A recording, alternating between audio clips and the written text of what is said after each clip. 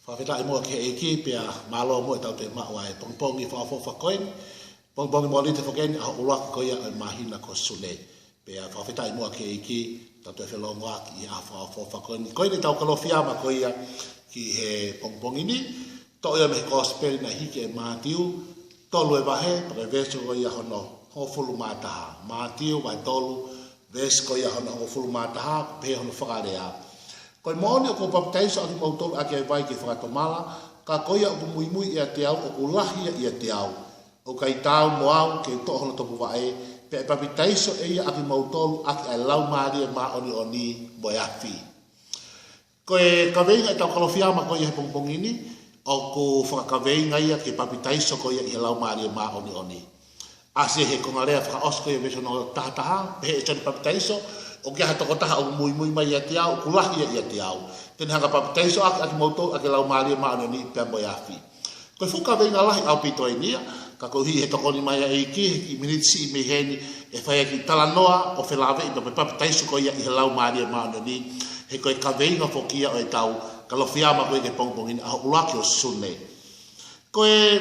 lea maria mi o ngaki e chani papitaiso heni, o hanga e sione, o whakatau hoa e pe mo sisu. Ka pati hanga whakatonga e pesa no tātaha, mā tiu paka wahe koia hono tolu. O talanoa ki hongo tangata e toko ua ko sone papitaiso pe mo sisu. Pe o talanoa ki hongo fui papitaiso e ua, ko papitaiso he vai lahi, o hinga ka sone papitaiso, pe mo papitaiso ko he lau maari e maa oni oni. Talama e sione, o ko papitaiso aki motu ake vai ki whakato mala. O ke hato kota o mui mai e te au, kulahi e te au, o ta e tau mau ke veke mau toku wae. Tene hanga ia papitaiso aki motu ake lau maari e maa oni pe mo yafi.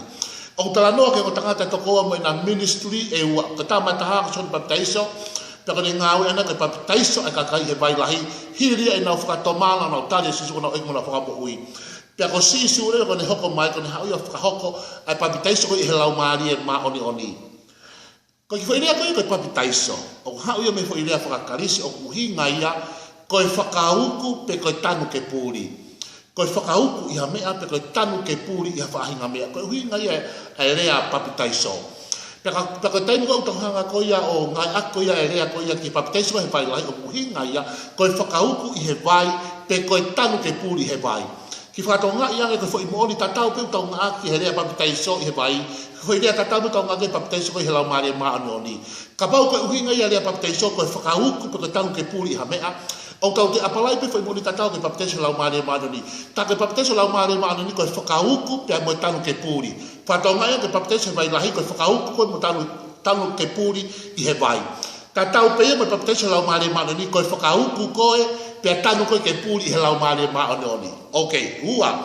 Ko tai mo ke foi i he papiteso ko he vai lahi ko tu hake o ku vai pe me o lunga tau ki lalo. Ko hinga fo ke whakauku ko mo tanu ke puri he vai. Ta tau tofu pe pe mo lau mari maana ni ko tai no ke forward to papitaiso he lau mari maana ni o ku ma ku mo ko pe ko me tu ma ki ulu ko afa e ko si hai ku mo ko he lau mari man o ke te ha pe lulu pe ka to e ho mo wi ki ha to me ake ko lau mari maana ni ta pe Kare tia pakai bahe ko ya hono ni mau tano ke Paul ke mo he lau mari mo no he lau mari i he fu lau mari ko orea ko lau mari ko si ko faka kau ko os kontrolo ko he lau mari hanepe ko fo he papiteso he vai lahi pe vai atape me olunga tau ki lal ko hina he faka ko mo tau ke puri he vai o pe he to pe tai no ko vai papiteso lau mari mano ni o faka ko pe tau ko ke puri he lau mari pe ko kontrolo ko me olunga tau ki lal e faka le ko hinga lau mari mano ni O pevo ke Paulo ia loma mahano no ves tolu ke ves no ai papiteso vai lahi ko tai pe foki e tau mate ke tangata motu a tau mate ai peteria ki tau tau te tua ke mo i fo ko tai pe papiteso vai lahi ko mate ke tangata motu a ka tau te tua ke mo i fo o tau lala ke mo i fo ko ia ko papiteso vai lahi ko foi me mo oni pe ia ko tau mate ki he ngau a kakano ka tau mo i tau he lau ma ke kita ha e wi ka te me ke ko tau moui ko tau atamai ko tau tumu aki ulu ko tau afwa e pure i po fakale ki he lau mari o tau a e he lau mari o tau sio he lau o tau re he lau mari me ko to ape ure ta ke ki he lau mari pe fu ale he lau mari ta tau tofe papiteso vai lahi o pepe ai ta tau tofe papiteso he lau mari ma oni ko papiteso he vai lahi o ngawe ki hosino ki tu a ko papiteso he lau mari ma oni o ngawe i loto ye te koe Whatonga ia ko sori baptizo his the baptizer ia and water baptism. Ko si su kalaisi his the baptizer of the Holy Spirit. Ko na ngo ministry o gua pe. Ko sori baptizo ko ni baptizo ko ani ko kakai ko whakatomala. Whatonga ia o kai ko papi ko ke whakatomala, ko o whakatomala ko ki mu apa ke baptizo. Na ia ai totala e ke mai ke te au pe ha no hinga o kai ke whakahoko ai he suspende ko si ai whainga papi ko o ko papi tulu i ko whangi pepe. Na e ke mai ko hinga o kai asi he wau o lot whakapende ko si ai papi tulu i ko ki pepe. Pe au tala ke totaha ko i kono hinga ulwa ki pe o ku hala ia whatau mo whakirea baptaiso. Ko rea baptaiso ko e whakauku pe ko tanu ke puri. Kapau te ai ho foi tuhu ia me i vai pe ai ho ila ki pepe o kitai ke puri o ke whakaupe ki pepe iai ko uhi ko ne hala ana ia pe me herea baptaiso ko no hinga ke whakaupe ngai lot mapende ko si ai papi tulu i ko whangi pepe hinga ko no wa o ke whakaupe ai baptaiso ko ia tulu i whangi pepe he lot mapende ko si he ku to e hala pe mo ia pe me folofola ko ia ai otua ko mamai ko tu hulu pe ko sisu ko motolo ia ko ia ai hala mo ni mo ui ke pepe a sisu na o atu ia he ngo matua ke tempal to luke ba no wa ni ma wan wa fitu ko tangata ai ko Simeone na ke ia hangare ba Simeone o tapu ki a sisu he ke pepe na tapu ki ia to ki tangata sisu ta tolu ngo fulu pa to ala ta sisu ki ba ta so tani pa to ha so baptizo fa ka ko sisu e baptizo ba ilahi pa to nga ia ke tapu ki he ke pepe pa to baptizo ba ilahi e sioni ko ta tolu ngo fulu ko ia me fa ho ngai lot pente ko si o ta po ki e ki pe ta po ki o tua to fu tangata o de fano ke folo pe tu pa to mala pa to fo ko de pa taiso ko he bai lahi kai ke ko tangata ai pa taiso sione ke bai hiria ho fa to mala pa ho male ba si su ke pa taiso la mari maloni ko si su ko ni nga we pa taiso ka kai la mari ma oni pe ko ia me o fie ma ko ia to ta ko to be ko fie ma ui ai si ko pa taiso la mari maloni ta e si su ke ka wa ko ona mo ma se salema ka mo tatari ki tala ofa ta ma ke malo mi olunga o tau fie ma u nga u la mari maloni ko fie ma ui ai si ko fie ma ui ko fie ma ko tau vidia ko elia ni mana vai si ko pa taiso la mari maloni ko rea ke ko fa ilonga ha ki tu ai ha ko ta pa taiso la mari maloni tai mo ko ma la mari maloni lo don ha fa pito ki tau to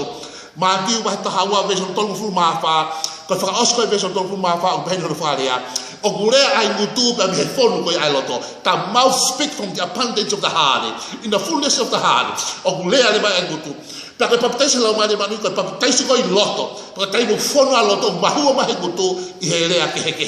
he ko hoko mai asisu na ka baptizo ki tau to hel ngau e la mari manu o tau fie ma ma lo hi la mari manu ai pani e la mari to ngau fa lo ke so ba lo ka timo ma lo hi o ka hoko mai la mari manu ni ai tunamis ai taina mai ai na la mari manu o tua pe ko sisu tama e sen baptizo na hau ke baptizo aki tau to ke la mari manu ni pe mo yaki ko tau fie ma uia e ka nga kristiani o tau fie ma la mari manu oni o tua o tau fie ma e yaki la mari e ku nga fa os o tau ia pa ma tau kalo fia ma ho laki osune mahina hono ba o mari e tau e fonanga wano ata ni ma o tau fie ma to to e pa taiso ko la mari manu ni ko fu ha usia pa taiso la mari ko pa taiso la mari manu pe ko hiri ko ho usia pa taiso la mari manu ni pe ko le ke he ka ilonga ha ki tu ai pa taiso la mari manu ni pe ko ka tu le o fie ma ke ta faka folu pe to faka folu ki do la mari pe tau a eba la mari pe tau le la mari pe tau faka kau la mari pe tau fononga fa ta me fa he o tua he ko ne palani mo ne tau mu aki te ko ki alu me he kuna we ta po o ko tu ya wi ko sku ia it's beginning to rain ko ka mata ke to e wa hu ki tua pe me fa ro ke hu ki tua me ata kai ko ha fa hinga sias be to ka te dinu ne ko ne hangao tau fi ko me he ku ha tu e pa me fa malu ko to ape tau hu ka to ki tu ka it's beginning to rain pa tau hanga ha ke he ko spalomes malo fi ko si o te wa hu la mari me si hova te wa hu la mari ke ka kano ko to ape na ka pau ka kano ko ke to ki ha mo ke fish ke mauri ke te matakari pe ko to la mari e pa taiso ko ye la mari ma no ta ma sione ha o ke pa taiso no ke pa ke fa to mala ka wa ta mu me gulahi ya te